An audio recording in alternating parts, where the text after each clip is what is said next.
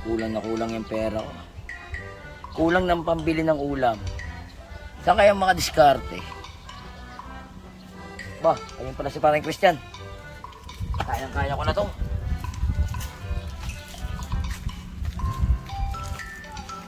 Ay pare, buti Uy. na lang nandito ka. Oh, Kasi yung aksidente sa bayan, kinakailangan ko i-report. oh. Alam ko, sa pagkakaalam ko nandun ka, di ba? Ano bina-aksidente rin pare? Motor o kotse? Hindi ko alam eh.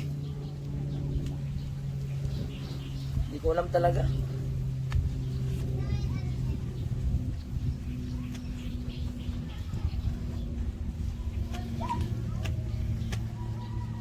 Pare, ang pagkakaalam ko doon, motor. Motor. O, motor talaga yung na-aksidente doon, pare.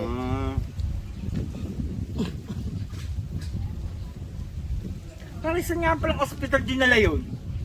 Hindi ko alam, pre. Hindi ko talaga alam, pre. Ito. Pagkaalam ko, pre, dinala yon sa Divine. Divine. Oo, Divine Mercy. Okay, Doon hospital. dinala, pare, pagkabangga ng motor na aksidente, dinala sa Divine. Okay. Ano, yung rider. Ano nga pala lagyan na ng aksidente? Hindi ko rin alam eh, pare. Pare, Pare, ang sabi doon, bali-balita. Kasi sinundan ko eh.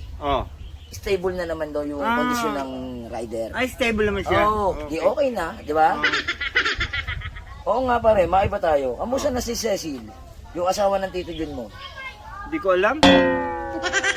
Di mo alam? Di ko alam. Nag-away umuwi ng Bicol. Umuwi ng Bicol. Mga ilang oras kaya biyahe doon pare? Di ko alam. Di mo alam?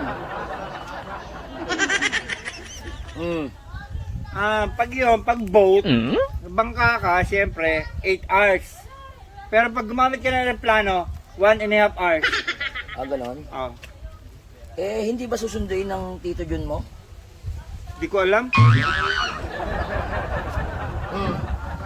Siyempre, pre, nagpapalinmig pa siguro si Aisel, kaya bago sunduin ni Kuya Jude. Eh, balita ko, pre. Matatapang yung biyenan ng tito mo, Tito Jun mo, Di ko alam.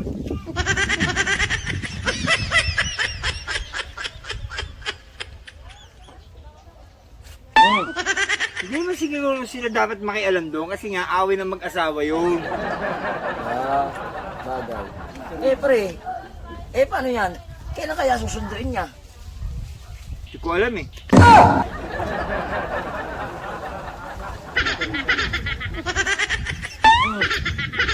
Sabi ni Kuya Jun sa akin, papasama sa akin, baka sa makalawa. Susunduin. Pinalalamig lang yung ano, siyempre, sa makalawa. Pare, ang pagkakaalam ko, ang bali-balita ko, yung biyenan ng tito Jun mo na lalaki, matapang. Hop! Pare, huwag ka na sasagot. Dahil wala na akong pang-abono. Nasa iyo na. Ha? Ang lupit ng utak mo. Bus na? Bus na. Sige.